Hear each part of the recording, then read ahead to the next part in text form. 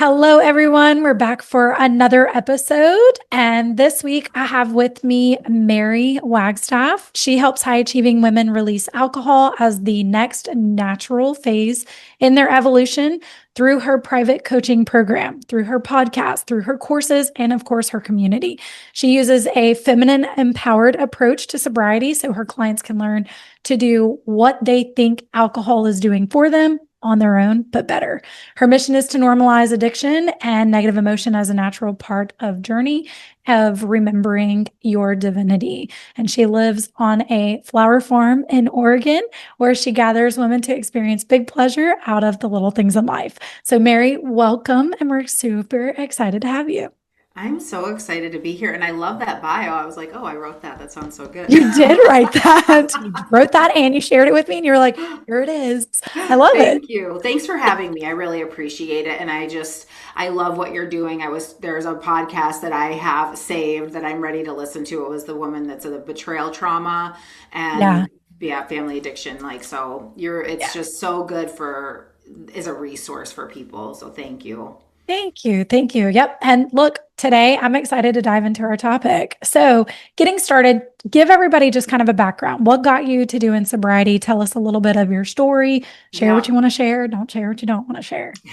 I'm pretty much an open book at this point. Okay. It's kind of like you have to teach what you know, right? I mean, that's kind of how our healing journey happens. So yeah, I think I've been on the most important piece of my journey, I think, is that I've been on a spiritual quest. I think as most people are for my entire life, but it's been very dominant for me, especially since I was 18 years old. I discovered the practice of yoga and I grew up in a Catholic church, but there were some things about that didn't really resonate with me. And then when I discovered my breath, like that real somatic experience of my breath being in my body and I could pay attention to it and the witness consciousness and all of that, things really clicked for me. And from there, I just went on a journey of really seeking a devotional connection to my life. But it took me meandering, traveling as a wanderlust all over the world. I traveled and I was doing it independently, and my mother always kind of raised me to be an independent person, and she really encouraged that. I was very encouraged to be the black sheep, if you will, kind of, because I Yeah. was, but it was always supported, which was amazing. And through that independence, I used alcohol as a coping mechanism, and I didn't really realize it because it was a natural part of our rite of passage here in the West, and I was seeing it mirrored to me through adults, and then just like kind of curiosity as we do as adolescents. But as is happens, alcohol is addictive by nature, and I definitely used it for social lubricants, to travel on my own, to kind of belly up to the bar with the boys and be this independent woman, but never really learning the skills of what it took. And we'll fast forward, however many years until I was in my 30s, and I became a mother. And all the while, though, there was many, many moments throughout that journey, and there was other substance use as well. A lot of it fun, a lot of it a good time. I'm not saying that it was like all doom and gloom, but most of the time there was points where I really had wanted to quit drinking since I started, where that was this knowing in the back of my head, this higher self that was like, this is not the way to your highest alignment. And so I became a mother a little bit, I won't say late, but later. I was 34 when I had my son, and he had referenced my wine as coffee red. I had been drinking wine in a coffee, like a little tiny coffee mug, and at 2 years old, he said, coffee red. And I thought, oh my goodness, this little boy is going to see every single thing that I do. And my mother and I have always been very close, but as I became an adult, that kind of became the foundation of our relationship, like not getting wasted or anything, but we would get together and drink and kind of rehash old things, but we weren't evolving in our relationship, and we weren't going out and doing new things and connecting in new ways. And I had always kind of disliked that. And so the combination of those two things together, my relationship with my mother, becoming a mother and seeing how influential I am in my son's life and that he notices everything, I was ready. The conversation had already been happening even before I was pregnant. And of course I was abstained from alcohol during my pregnancy, but I wish I knew what I knew after then. And I was like, this is the time. Not only that, but I knew I was ready to step into my leadership. I've always kind of been a natural born leader. I've been a yoga practitioner since I was 18. I've taught women wellness. And I've never really been afraid to go put myself out there, but alcohol I knew I couldn't walk my talk. It kept my confidence low. Yeah. It just was not the next phase of my evolution. And so I started studying coaching concepts more and took my human development background that I studied in college, mixed with the mindfulness and mindset and embodiment of yoga and all the things I had learned over the years. And when I was studying coaching more, the concepts around coaching, and really tuning into my thinking, everything just came full circle. And I was able to finally flip the switch in my brain that changed, not drinking from quitting. And this is one of my 5 shifts, from quitting to committing to the life that I wanted, committing to a life that was in alignment with my truth. Because I've always been into wellness and movement versus I'm just not drinking. Like there was a bigger vision on the line. And by the grace of God, I was given some mentors and teachers that really helped me along my journey. And then as soon as I had already started coaching women a little bit, like women's empowerment coaching, but as soon as the switch flipped for me and I realized that there was a way to just no longer want alcohol, because my fear was I'm going to quit drinking, but I'm going to always want it. And that sounded terrible. It was like between a rock and a hard place where I can keep drinking and deal with the consequences of alcohol, which I don't like the results anymore. 1 or 20, I didn't like the results. Or I could not drink and then just feel like I'm in deprivation for the rest of my life. And when I finally saw a different version of the possibility that wasn't true, I had to tell the world about it. And so I started my podcast. I started sharing. I came up with my own method called the 5 shifts process. And I've helped women. Helping one woman would be amazing, but I've helped women all over the world really release alcohol from a place of empowerment and from really honoring their own personal evolution. And it's been the best thing ever. And it continues to inform my own growth, my own process of surrender and showing up for the suffering in my life from a place of really looking at it as a tool for growth, because suffering is part of the human experience. And, but every single time I have this perspective now where I can really surrender my suffering and allow it to strengthen me. And that's really where I'm at now in my life, is just a deep place of trust and faith and, honoring my human experience as the most divine thing that I could possibly do on this planet. And I love that. And look, as somebody who drinks here and there, I was never really the type to like drink all the time. Like I would be the sporadic drinker. I could pick it up, I could put it down. It didn't bother me, whatever. I know that's not the case for a lot of people. I had friends who struggle with a lot of addictions when it came to alcohol or substance or, all those things, and watching them just be, just tied to it. Mm-hmm. So I'm curious, with some of your own experience and what you've seen with your clients, what does alcohol specifically, like, what does it inhibit you? What does it do? If you knew in the back of your mind, like, I don't want to do this. Mm-hmm. What was the block of like, okay, but I'm going to keep doing this. But I'm going to keep doing it. Yeah. Well, there's, one of the philosophies that I have, and I think this is a psychological, this is a philosophy in psychology as well, is the intersection of belief and behavior. And so there's the behavior, or the behavioral component, which alcohol is an addictive chemical. We know this, with frequency and duration. the body will start to crave it. It has a reward response, right? So even if you aren't stressed, even if you're not, there's nothing really happening in your life. It's like, well, if every day at 5 o'clock I do this thing, the body's going to anticipate it because it gets a reward, a chemical reward from it. So there's that first piece of it. But in our culture, and the other thing, what's so important when we talk about a coaching framework is understanding our self-concept. And so the things that we do, the habits that we make, the lifestyles that we have, the people that we hang out with, what we've always done as an adult or what our parents have done, the beliefs that we have really inform the way we see ourselves in the world. So to eliminate that, right? I mean, think about even just like getting divorced, or I just recently quit drinking caffeine. It's been almost 30 days and it has been a miracle. I'm going to do a podcast all about how it happened.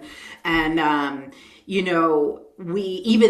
there was a little bit of a self-concept, like, well, how am I going to go have a lot? Like, how am I going to go function in the world? And so how am I going to relax? How am I going to be social? How am I going to do all these things?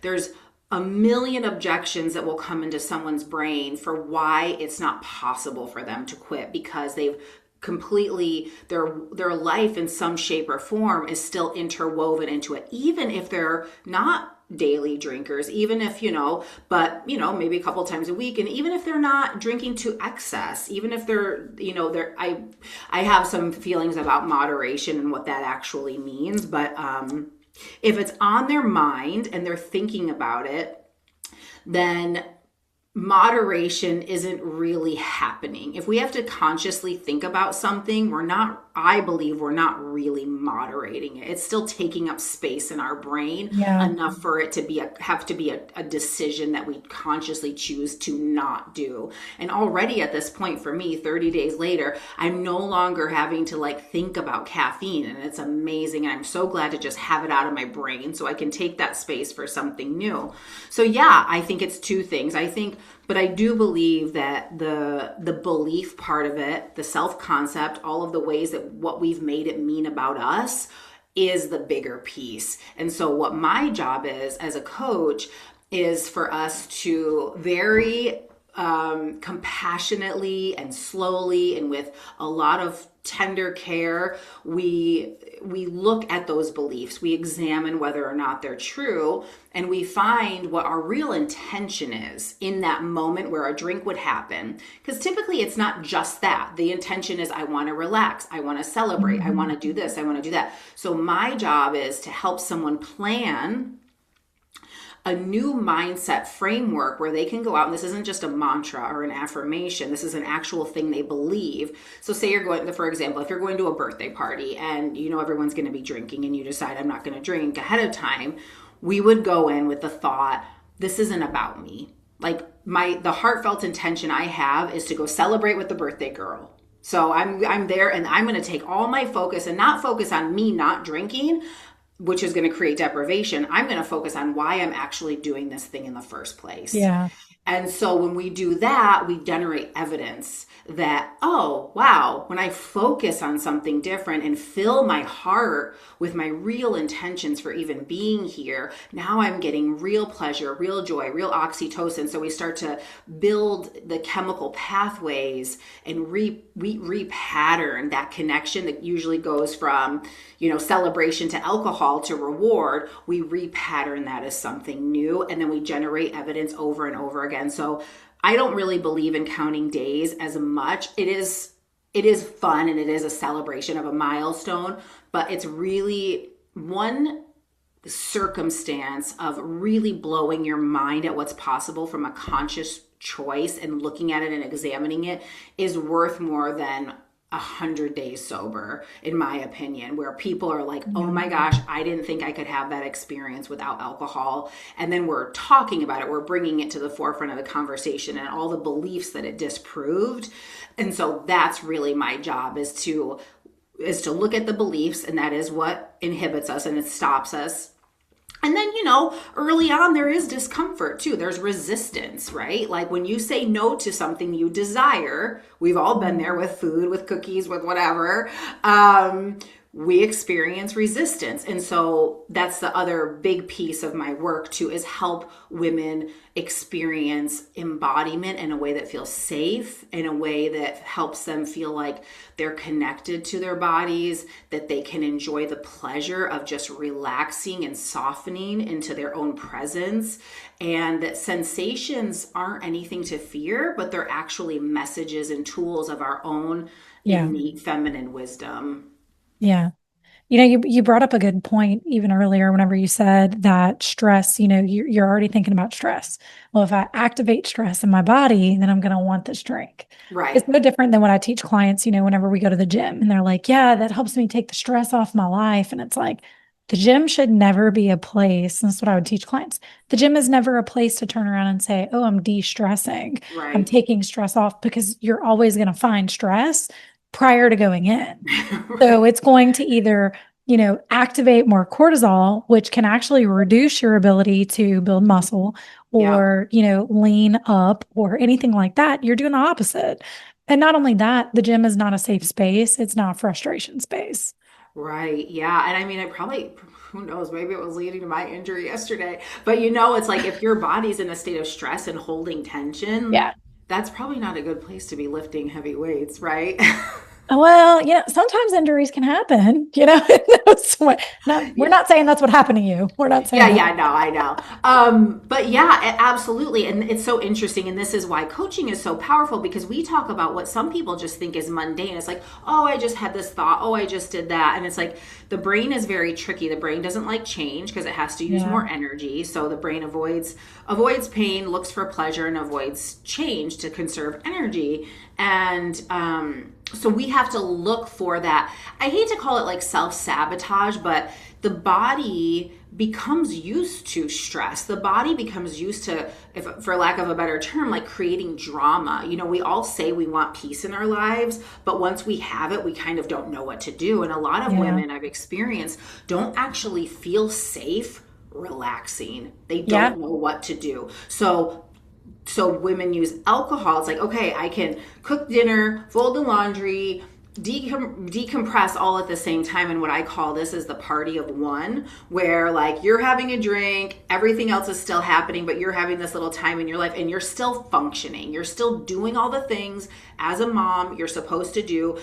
But all you ever really need to do is give yourself permission to put your feet up and chill the frick out for a minute, right? Yeah. But there's this sense of worth tied to our productivity and to all of these ways of like, I've got to get all this stuff done. And the other thing I tell people is, who makes your to-do list?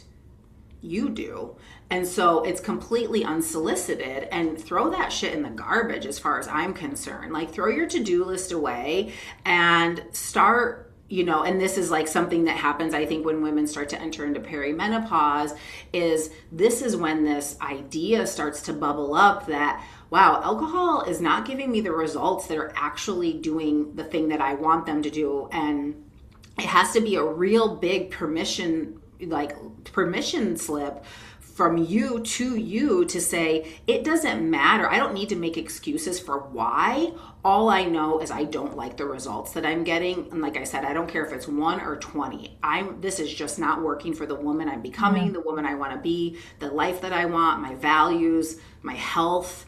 It's interrupting things, and the list goes on. So yeah, but the brain will come up and scan its environment to look for reasons to drink, to look for reasons to be stressed, because Yeah. it's become chemically addicted to that. And so practicing rest and relaxation on purpose is a really big part of this work. And it can be 5-10 minutes, but this is embodiment practices that I do with people live so that they know and they feel safe doing them on their Yeah. own. Okay. I like that. I have Yeah. a question though, because even when I would have clients who came in through some of my programs, and I do more health and trauma healing type aspects of things, Hmm. when people would come in and they would have, oh, I just love enjoying, just a couple of beers on the weekend, or just, I love the taste of wine. What would you say to some of those comments for people who are just like, it I'm not addicted to it. I have no Hmm. attachments to it. I just love the taste of it. Yeah. I mean, and are these people that want to change? They say they want to change, right? Well, here's the thing. I mean, I thought a lot about this actually. Our palates do evolve as we get older. There's things I didn't like as a kid that I like now. I Yeah. do believe that the taste is associated with a pleasure reward. And so there's that, right? Like, I'm not as into decaf coffee as I'm into caffeinated coffee. I will tell you that right now. And it's not because there's not good decaf out there, but it doesn't pack the punch, and it's a Yeah. little flat. So I'm like, okay, well, go drink some NA wine and see if you feel the same way. And here's the invitation. We step into this journey from a place of curiosity. What I always tell people is, great, not a problem. Like, do you, but what alcohol, the result of alcohol has zero surprises left for you. None. Zero. There is nothing about drinking alcohol that will ever surprise you again. You've done it once, you've done it 25 times, right? Now the circumstances of your life will surprise you. So my invitation is like, let's get super curious and just see what's on the other side of that. What's on the other side of that experience? Because if you have one drink, you are altering your experience. And I am not like everyone should be sober. I don't feel that at all. I feel like if this is a calling for you, there Yeah. is an option. And I do believe that a true unaltered, authentic experience in our life, like say there's something you've never done without alcohol, like every time you go see live music you always drink. What's that experience like when you don't? Right? And Mm. especially when you don't even want it, and when you don't crave it, and when you don't have resistance to it, and you are fully embodied and in the moment and with your senses, and you are grooving and you're hearing that music and you're with your lover, and you are like, wow. And from my own personal experience, every single circumstance in my life that I have done without alcohol has gotten 100 times better. There is no comparison. And it has helped me evolve. Like something that I do now that actually helped me on my sobriety journey was ecstatic dance. So I am a conscious movement practitioner, and this is something that has completely changed. Yeah, girl, it has changed my life to be able to go out and dance vulnerably with a crowd of people. And I mean, I'll go to a club too at night where people are drinking. Like that doesn't bother me at all. So it doesn't limit me from doing anything. And this is the place I take my clients to. And on the other side of it, they feel empowered. They feel like they're in their own sovereignty. There's nothing outside of them that is controlling their thoughts. That chatter, just like people have food chatter, that Yeah. chatter about the alcohol goes away. You just kind of gain back a big chunk of your brain and your life, because it's like, so I drank for 20 years. I'm happy to say, at 44 years old, I've been a non-drinker, even though I was a kid, for longer than I was a drinker. But my approach is so shame and judgment free, because I always tell people I've been there, I've done it, and I've probably done more than most people. So it's just an exploration of what type of woman do you want to be today, because you don't know yourself today, not you specifically, but people, as the woman that doesn't even think about alcohol, where alcohol is just not even part of the conversation. What is that like? Like Yeah. that to me, and again, it's not part of the conversation for everyone. Yeah. But so what I would say to them is like, what have you got to lose? Like I said, you know what alcohol does. You've been there, done that. Let's see what's on the other side of it and really get to know yourself deeper. Because one of my little sayings is, when you change we don't change our relationship to alcohol by quitting. We change our relationship to alcohol when we develop a new one with ourselves. And so Mm. it really is a deep journey of self-reclamation, really getting to know yourself on such a deeper level, and also the divine. I mean, my work, I have to say this, my faith, as I've moved in deepening my faith in whatever, spirituality is a very personal journey. But as I have deepened my faith and my exploration of what that means to me in my life, everything has become easier. Everything has become more clear and more possible. And just the mundane things now become so much more, there's purpose behind everything. Like, I don't need to be doing some, like, write a book, be on a podcast, have my Yeah. face all over the internet to feel purposeful. And that has been the greatest gift of my sobriety. Yeah. So I would just say, give it a shot, stay curious, and love yourself through the whole thing. I like it. I like it. And it sounds like no matter what, you're in a space of fully reconnecting with yourself, like embodying that 100%. feminine energy. And what is it, it just, even when you're in that feminine space. So you talk about exotic dance, right? And just like getting out there and like moving your body and being in that space, even yoga, it's a Yeah. connection. It's a mind body connection. Like it is bringing you back into your center. And I'm the type of person people would be like, you'd think she's had so much alcohol. She's just out there like doing her thing. Cause I never Yeah. cared. I was just like, I'm just going to be me. This is, if you don't like me, I don't care.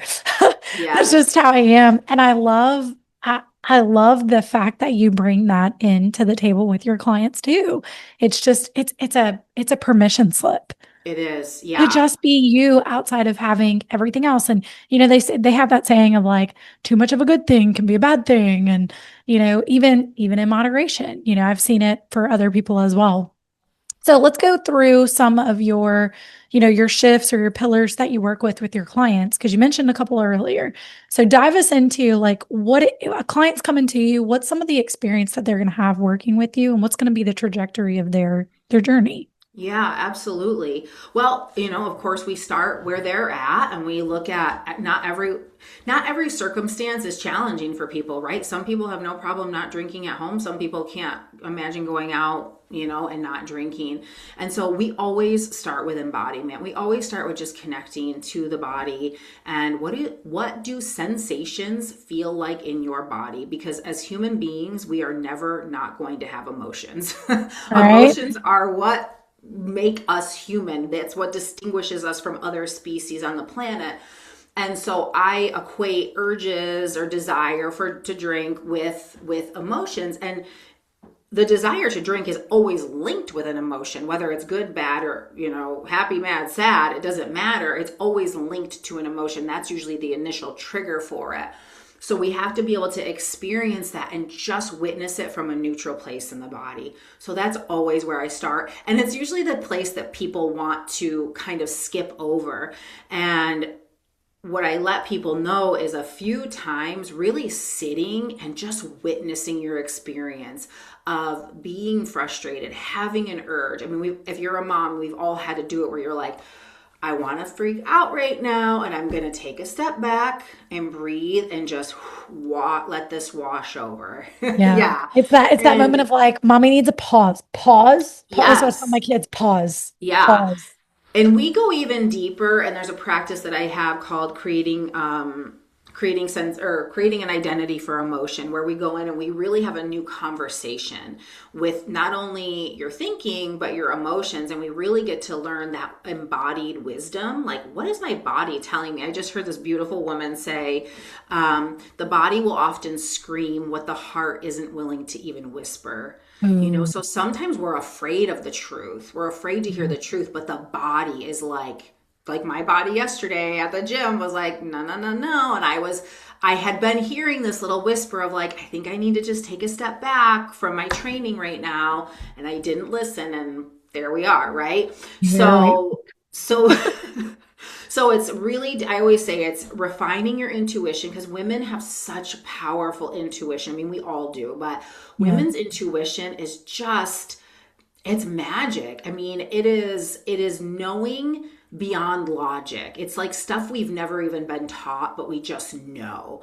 And so when we drink or numb ourselves with anything, really, we lose access to that voice. So we want to amplify that voice. And then we also want to learn to regulate the nervous system with some of these other practices. So awareness is the first step. So we have to become aware of our thinking and the sensations in our body just through witnessing them. Because a lot of times people come to me and they're like, they don't really realize their thoughts are optional. because our thoughts are habitual, but when we look at them, we can choose new ones. We can say, oh, Yeah. okay, I see that, but is there another perspective? So we want to first become aware, and then the quitting, the committing versus quitting. So we do, some values assessment. What are your values? What's your vision for your life? We look at that, and then we make value-led decisions. And I'll tell you, more times, it's like 99.9% of the time, the decision to drink is not in alignment with people's values when we really examine what that is. And then learning to be compassionate. So oftentimes you were talking earlier about that distinction between that push-pull of like, I really don't want to drink, but I really do want to drink, that love-hate relationship. Yeah. And so what we do there is we change the conversation. We start to just have a conversation of, instead of fighting back and pushing back and like, get out of here, be quiet, or, avoiding it, resisting, distracting, we actually start to talk to it like you would talk to your friend or your child and be like, hey, I hear you, I see you, there's a validation, I completely understand, this makes sense. But we're going to try this now. We're going to do something different. So let's go over here and let's just see how this goes. So we just change that tug of war to like a hug. When you're fighting with someone and you look at them and you say, you know what, you're right. I really understand. There's no more argument. Yeah. So, Yeah. and then we get curious about the validity of our thinking. Like, are your thoughts true? And usually they're not. We just go around thinking our thoughts are true, and they're not. They're not facts. And we celebrate. We celebrate all the time. We celebrate the little things. We celebrate the big things. We celebrate, because women do not celebrate themselves enough. They are crushing it all day, every day. The little things, the big things, just on remembering all the things for all the people all the time that no one else remembers. And those are the things we have to celebrate and give ourselves props for. We celebrate rest. We celebrate achievement. We celebrate all the things. And we just continue to build that big vision.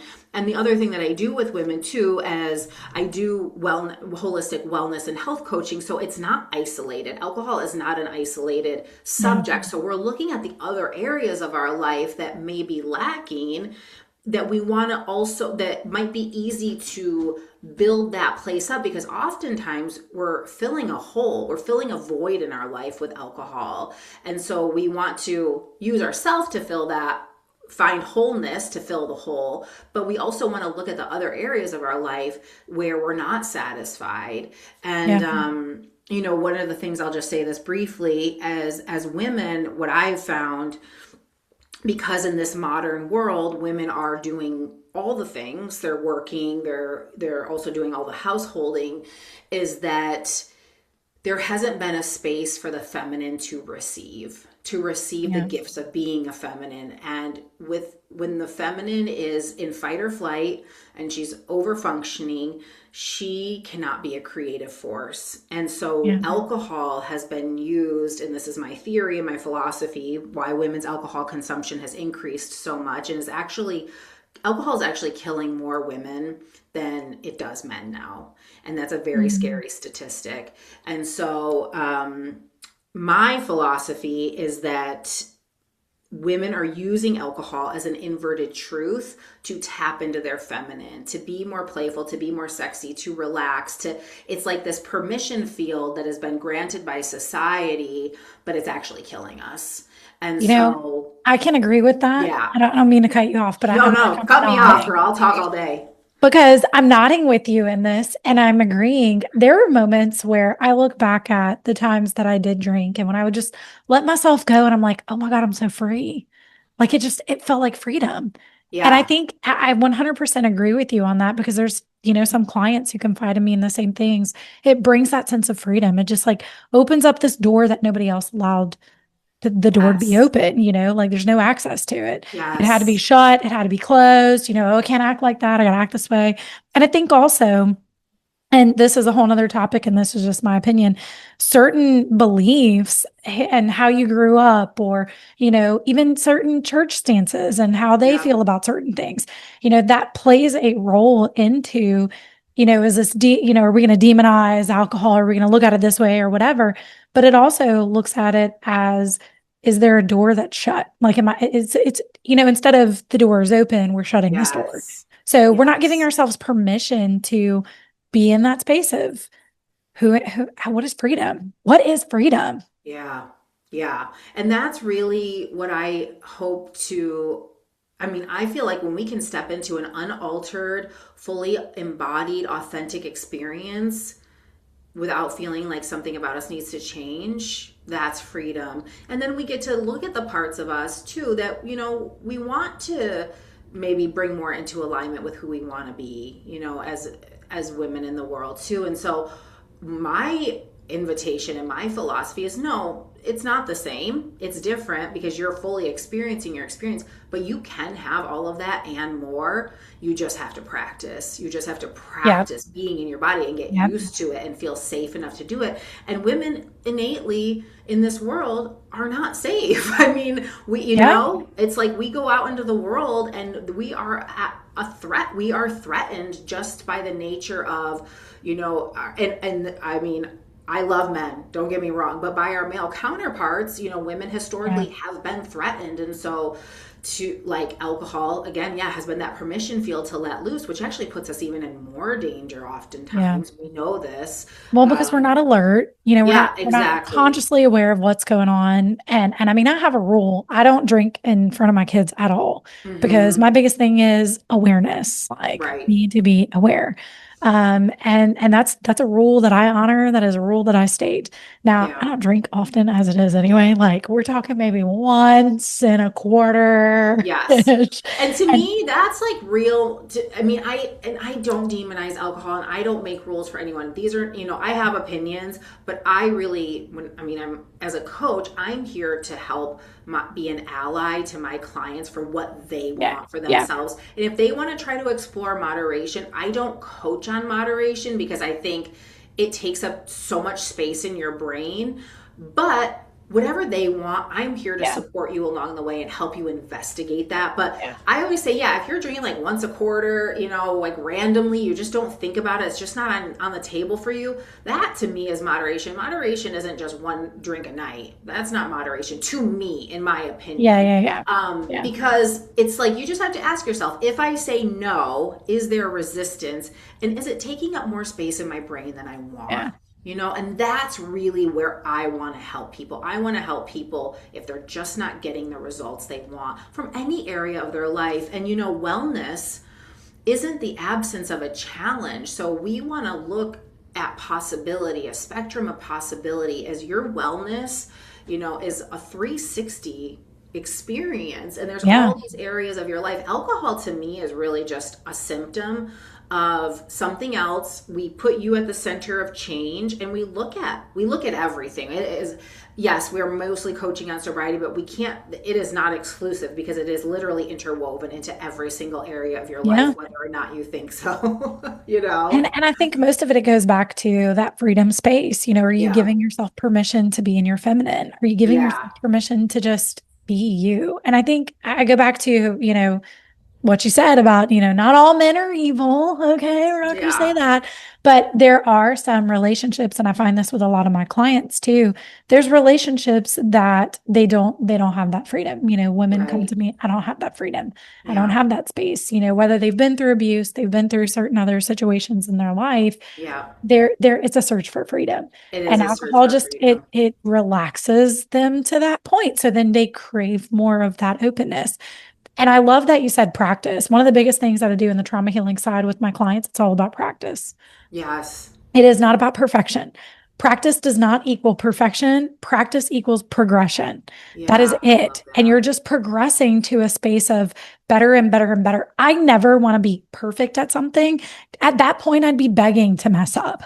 Like, Yeah. give me some kind of mess up so I can learn something new and I can Right. keep adjusting and adapting and improving. That's where I want to be. And I know there's a lot of women in that space of, do I give myself permission? Yeah. Do I practice this permission? And I think that's what you're coming Absolutely. in to say. Like, this is the permission that you give your clients, but you also practice different forms of Right. permission. How Yep, do you go absolutely. dance without, like, oh, I can't dance without alcohol? Yes, Yeah. you can. Get out there and move your body. You're just sitting Right. there in a space of, like, I don't know, guilting yourself, judging yourself, thinking everybody else is thinking the same thing. And some of those ladies are like, "Ah, I wish I had your courage." Well, get out there. You don't need Well, liquid courage. yeah, and we do it slowly too. We do it little by little because you want to feel safe. And so changes require safety. And so, for those women who are in situations where it doesn't feel like they have the freedom to like maybe even leave the house to go do their own thing or whatever, Yeah. who knows? Like I know there's so many different circumstances. And I live a very beautiful, free, privileged life with the people I'm around, and it feels amazing to be able to do my thing. But that's where we start with the embodied experience, because you take your body with you everywhere. You Yeah. experience the world through your body. And so people don't, just like we have that party of one when we have a couple drinks and now we're like, okay, I'm feeling this sense of freedom even though I'm not really free. I kind of feel trapped and I'm still experiencing this maybe traumatic situation. But you can have these experiences that I teach no matter where you are, no matter who's around. It's just this opportunity to turn the gaze inward and really just presence yourself. And of course, Yeah. there's tools that we use. So we want to start from a place of safety and then add on, so that we don't re-traumatize anyone. Because in some ways, there's a lot of trauma that comes with addiction. There's a lot of trauma that comes with Yeah. Yeah. alcohol and a lot of regret and a lot of shame. And so it's a healing journey for sure. And it starts just one step at a time. And knowing that there is another perspective, knowing that there just is another way, Yeah. and that way is possible with again, just being curious and signaling to yourself that I want to do something new, and that you don't have to do it alone, because so many people, this is why people stop and start all the time, because they don't have a new perspective. And so change requires, like you were saying, it's practice and progress. You have to hold a new perspective for long enough. And that's why someone might take do a 30-day dry January or something, and more power to you. That's amazing. And then go reward themselves at the end of it with a drink. And I'm like, no, don't reward yourself with alcohol. That's like doubly reinforcing it. Yeah. But it takes more than a month. We're cyclical beings, right? Now, I'm not saying you can't have huge breakthroughs and feeling amazing in 30 days. 100%. It happens with my clients all the time. But cyclically, we experience different circumstances. We're cyclical beings as women. We go through seasons, we go through changes, we have holidays, we have deaths, we have all these things. And you want to let your nervous system experience a breadth of different emotions Yeah. to really know and trust yourself and have that embodied experience, to be grounded in, oh, I was able, of course I can handle this without alcohol. Yeah. Or checking out. And again, we check out in a lot of different ways. It's not just through alcohol. 100%, girl. Oh, that thing was going to be the all of It's a us. whole Oh my nother gosh. topic. Yeah. So, it's just noticing it. There's no shame. We're Yeah. humans. This is how our brain is designed.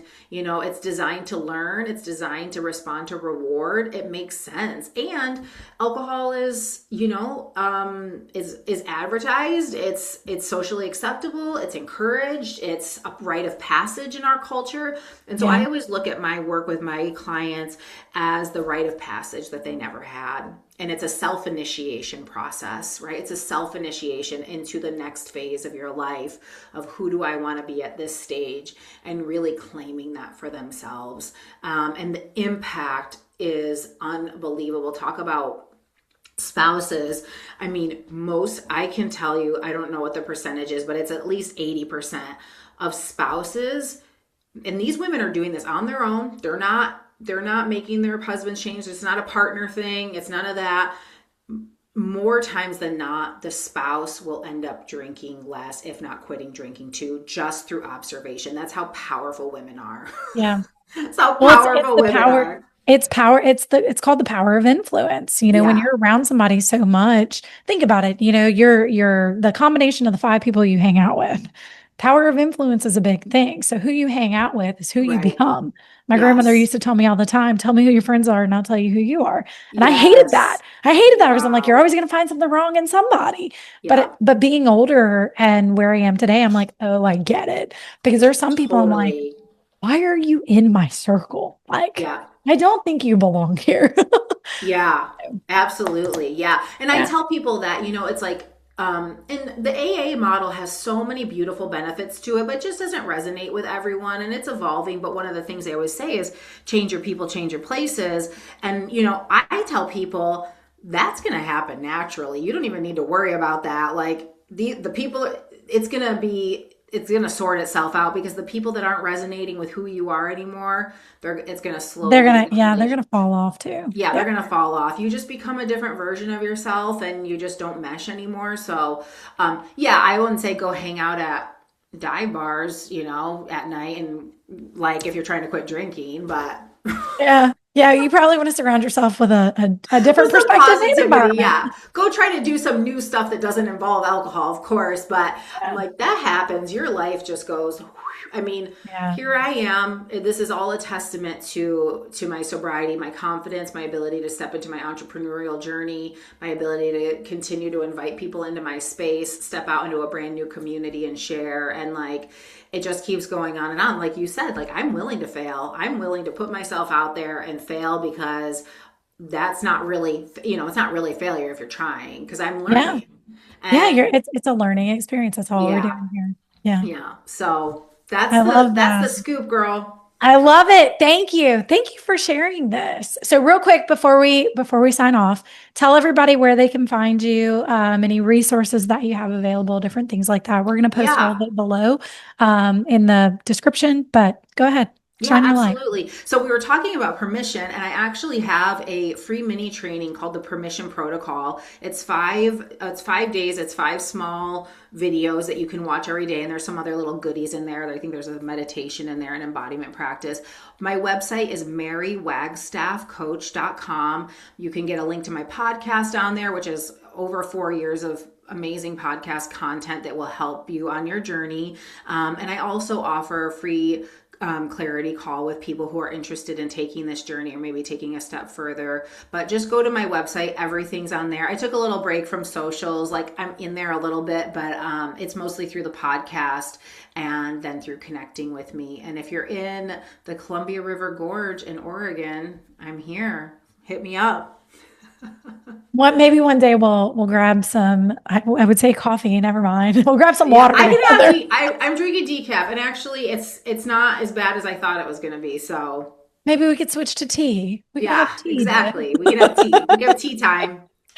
All right, fam. Thank you so much for, tuning into this episode, and we will catch you guys on the flip side.